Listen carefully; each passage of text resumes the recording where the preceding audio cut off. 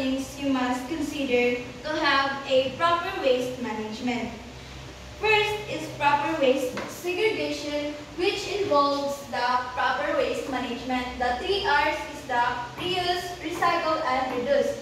So the reuse is to repurposing items whenever the items are available, and the recycle is the converting waste into new products, while the reduce is to minimizing waste generation through sustainable practices. And also there are compose and dispose.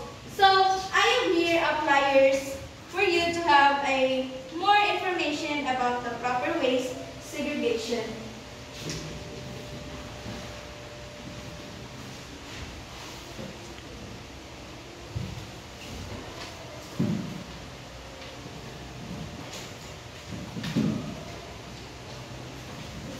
So thank you to all who attended the seminar. Remember, proper waste management starts with us. Let's commit to small daily actions like segregating our trash, recycling plastic, and using reusable bags.